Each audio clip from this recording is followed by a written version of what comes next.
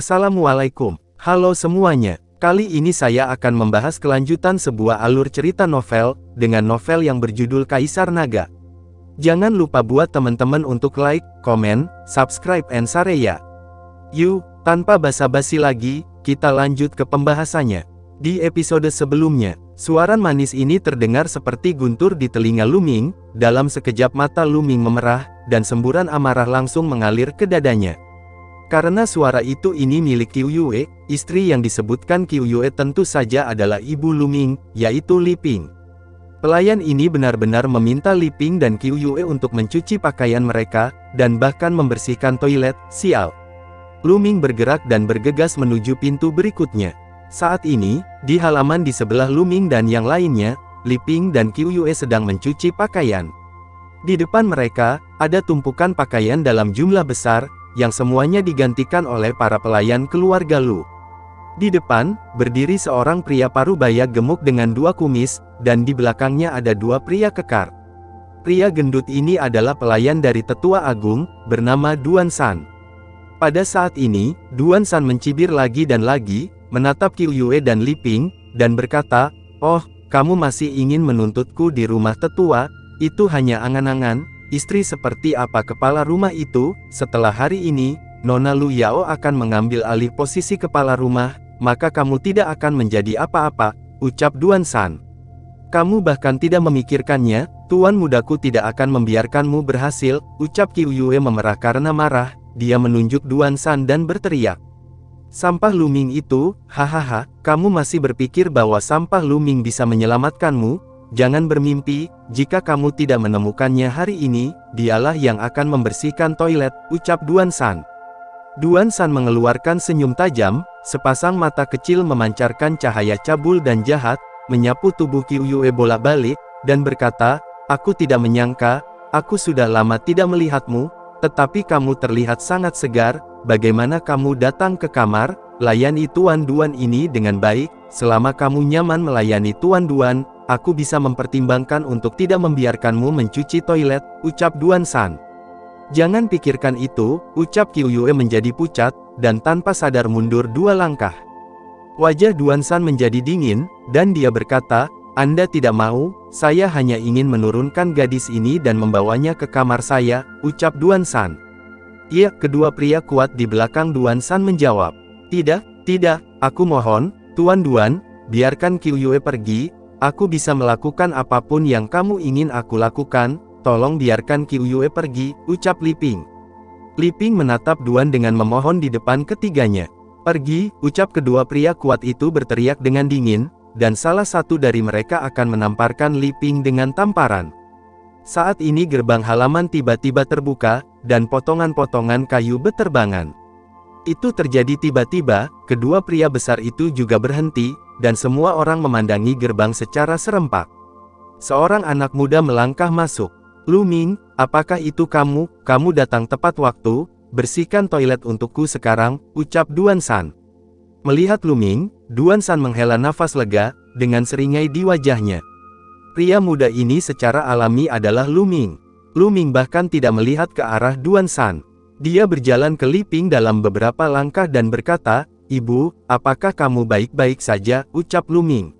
"Kamu pergi nak," ucap Li Ping berkata dengan cemas. Luming menggelengkan kepalanya dan berkata, "Ibu, anak ini terlambat. Mulai sekarang, anak ini tidak akan membiarkan ibu dianiaya seperti ini lagi," ucap Luming. "Luming, kamu sampah. Apakah kamu mendengarku ketika aku memberitahumu?" ucap Duan Shan. Suara Duan Shan datang dari belakang. Luming berbalik perlahan dan menatap Duan Shan, matanya sangat dingin, seperti mata iblis dari neraka. Situasi di tempat kejadian membuat Luming merasakan amarah yang sangat kuat memenuhi dadanya, siap meledak kapan saja. Kemarahan yang berkobar berubah menjadi niat membunuh, dan kalimat dingin keluar dari Luming. "Duan Shan, kamu pantas mati," ucap Luming.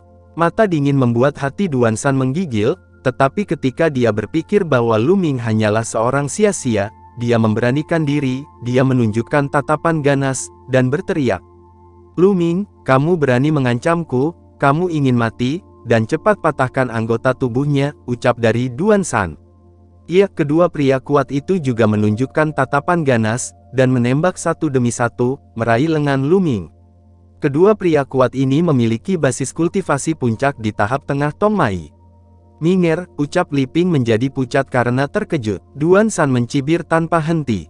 Klik, klik, ada dua suara tulang patah, diikuti oleh dua jeritan melengking, yang membuat cibiran Duan San membeku dan Li Ping membeku. Karena itu adalah dua pria kuat yang berteriak. Lu Ming baru saja meraih pergelangan tangan kedua pria kuat itu, dan tulang pergelangan tangan mereka terjepit dan hancur. Tanganku, ucap kedua pria kuat itu berteriak. Ledakan, ledakan, energi sejati Lu Ming menyembur keluar dan mengalir ke tubuh kedua pria kuat itu. Kedua pria kuat itu mengeluarkan gerutuan teredam, terbang jauh, jatuh dengan keras ke tanah, dan tidak bernapas sama sekali. Organ internal mereka telah dihancurkan oleh Lu Ming. Pada saat ini, Duan San sadar dan berteriak, Lu Ming, kamu sangat berani, mereka milik tetua agung, jika kamu berani membunuh mereka, kamu mencari kematian, ucap Duan San.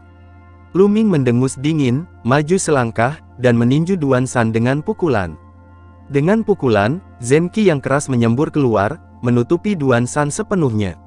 Energi Qi ini begitu kuat sehingga Duan San merasa seolah-olah dia telah jatuh ke dalam gudang es, dan sulit baginya untuk mengungkapkan kekuatan seorang pejuang, jadi dia berteriak histeris, jangan, ucap Duan San. Begitu kata-kata itu jatuh, tinju Lu Ming memukul perutnya. Duan San menjerit, tubuhnya yang gemuk jatuh seperti babi mati, dan jatuh dengan keras ke tanah, menimbulkan awan debu.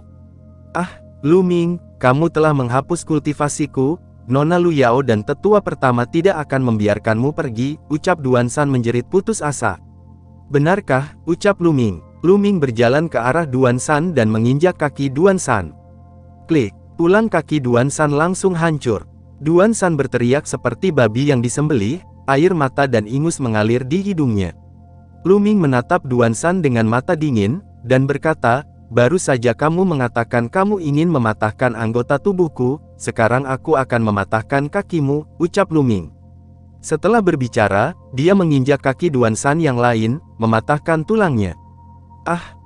Kakiku, Lu Ming, tidak, Tuan Muda Ming, aku mohon, tolong maafkan aku, semua ini adalah apa yang Penatua Agung dan Lu Chuan minta untuk kulakukan, mereka memerintahkanku, ucap Duan San meratap sedih. Penatua Agung dan Lu Chuan, ucap Lu Ming.